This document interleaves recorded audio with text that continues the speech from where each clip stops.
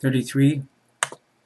Ancients gave up their immortality and arguments for the Freemasons, very different from the Illuminati. They didn't give up their immortality per se. Well, what happened is when the power grids were shut down, the non-elites and the ancients severely downgraded the amount of accessible free energy from the universe. What that meant was that for those that were not immortal amongst the ancients, shaved about 800 years from their lifespan. The average lifespan being anywhere from 200 to 600, rather than the ancient sacrifice of 2,000 years. It was therefore obvious that we are all ancient, or are the ancients, and that the advanced beings get drafted by the secret societies. Back then, they were just called the Freemasons, and taken to the one of the many Atlantises around the world, as they were islands everywhere, so they were to teach the elite.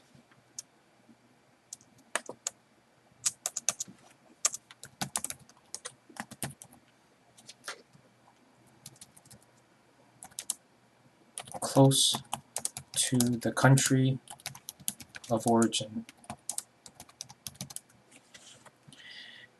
It's much like Mensa, MIT, going to Canada for ice hockey, America for basketball, and Europe for rugby.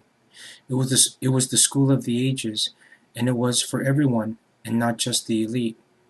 Graduation here meant immortality first, and eternity second. Immortality meant that you die only if you cannot be healed by someone. However, if you are important enough, you could be reincarnated if some of your body were intact. Now do you see why elephants bury the dead? And why they are also shown as God? And eternity meant two things. You could die physically only to later manifest, not reincarnate a new body. Also, eternity means that you could leave this planet and go to any of the 5 home worlds and live there. Lastly, to be eternal is to be born a pure elemental.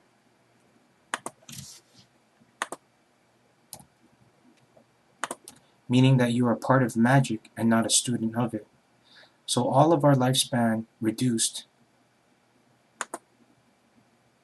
have been reduced.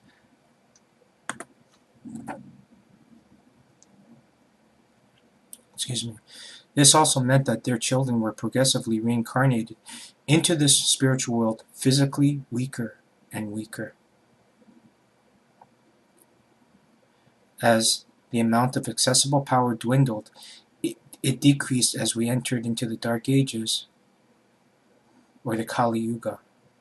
This further decreased lifespan less than 200 years of age. As time went on,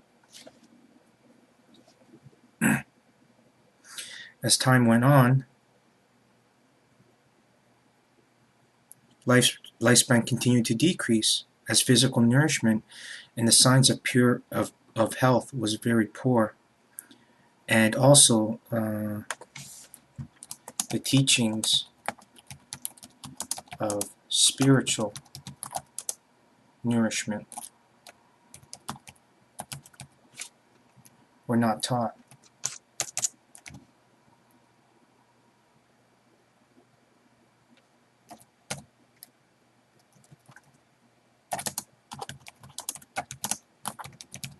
On purpose, so that we can decrease our age.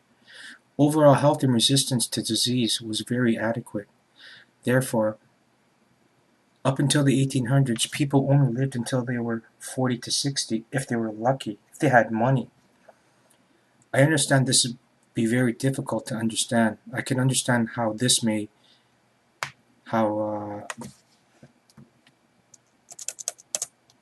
This may be difficult to understand, but magic and the access to free energy was always, well, it was always free, and therefore it was not taught. Eventually, as time went on, we forgot about all of these things, those through successive agreements of not teaching secrets of magical arts. Our connection to ancient wisdom got stored into our brains, dormant, and eventually deactivated. Also, think of it this way. A computer that has dual-core processors needs to have two very essential things in order for the system to perform two processing operations at one time. It needs a minimal continuation of power and a power source, or else it completely slows down. And it does two things. It either stops operations, and operation until the proper power levels return, or at least some information is lost in performance. Or it shuts down one operation completely, usually the non-essential operation of the two, until the proper power levels return. Well, we have 7 processors operating at one time, so you can imagine how sophisticated we are. Accessing high-level energy, high-frequency energy, and using it to perform, function, eat, and communicate requires a tremendous amount of continual energy supply. So in reality, we have turned off our high-level processors in order to survive, and only survive.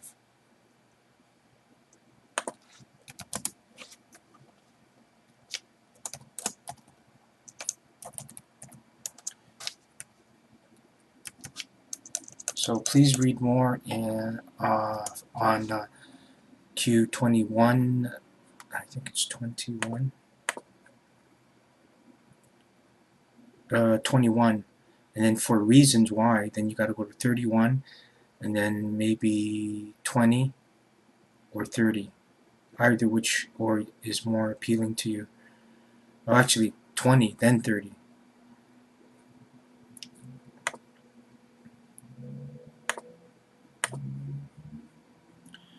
Which explains why our erratic and primitive behaviors, meanwhile our science and technology is really 10,000 years infant, which is really 12 to 15,000 years in advance, because we have inherited our knowledge as well, light years ahead of our spiritual knowledge. Our spiritual, that's such a bad word to use.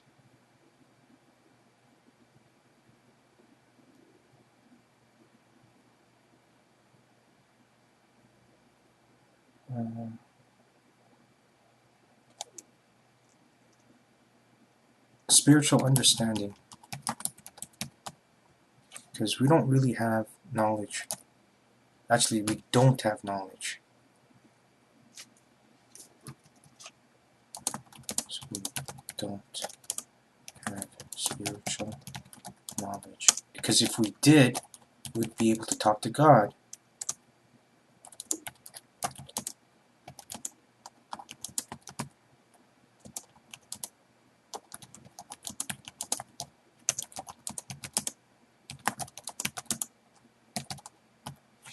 Truly, since the time of the Second Testament, the last Quran, and many other religious occurrences, we are actually still in the Stone Ages in spirituality, thousands of years old, and in terrible need for an upgrade.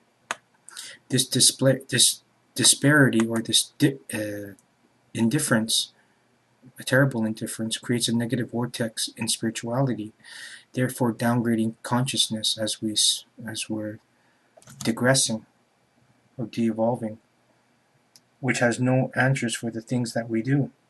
And since we're continuing to evolve, and we are at the pinnacle of a physical superiority, and it's now to a point where we're just hyper superior. We're destroyers now. We don't obey the system. So the only way you can do that or offset that is by equating spirituality, which helps to incorporate some sort of not moralistic values, but morale. And it doesn't have that. We don't have that. So teenagers have virtual reality computers. Meanwhile, gang rape and Ku Klux Klan club and sexual discrimination and killing for religion still exists.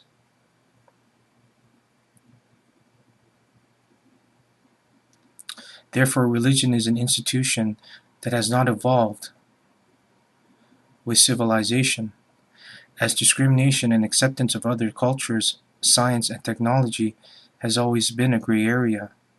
Meanwhile, throughout history, all gods and angels clearly are depicted using space vehicles and extrasensory perception, as shown beams of light, direct connections to spirits or angels and gods to humans, which carefully has been recognized as tools of evil.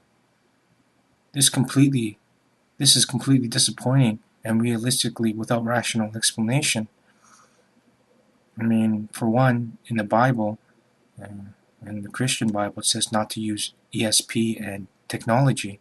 Meanwhile, they have metal spaceships, as the description says, and in Moses' time, and flashing lights of balls, which is clearly what we can see in outer space today, or in the skies today, and cigar-shaped UFOs. And it's just very unusual. And it's said that when we were in the Garden of Adam and Eve, that we were in perfect communion, and we communicated and were connected to nature and animals. Well, animals can't talk, so if they can't talk, we must have had telepathy. So this is completely disappointing and unrealistic, and without rationality. So until 2012 arrives and the power grids are turned back on, which will augment and bring clarity to the energy level, like you'll focus the energy level to a certain amplitude. But in general, they're just going to be more positive energy, because we're going to be on the other side of the space of space. So there's a negative energy and negative and positive polarities. We're going to be on the positive polarity of the Satya, and that's why it's characterized as the Golden Age, and in reference to the Satya, or in definition as the Satya Yuga, because we're in a positive region of space, making that type of energy more free and available. So what actually happens in essence is that if you're in with people that are positive, then you're going to be happier. Well, it's nothing like that. You're just going to be happy. I mean, and it's not like it's going to be so powerful that there's going to be no explanation for it. It's not going to be heavenly, because heavenly is a state, and to be, and it's going to be heaven on earth, where it's always going to be like this. So I mean, so from this perspective, as humans that have inherited about 800,000 years of rapid evolution through genetic manipulation, or genetic inheritance and splicing, a paleontologist, as it says in the Bible, that he fashioned us after him. And it says in other texts that they were actually genetically hybridized, or more descriptive. A paleontologist might even argue a longer incubation period, and in further texts there's actual sexual mutation, where we actually have accelerated one or two entire lineages of evolution. A perfect example is within a very, very short period of time, our cranial size doubled, which is impossible. It just doesn't happen, because the sexual selection is very slow.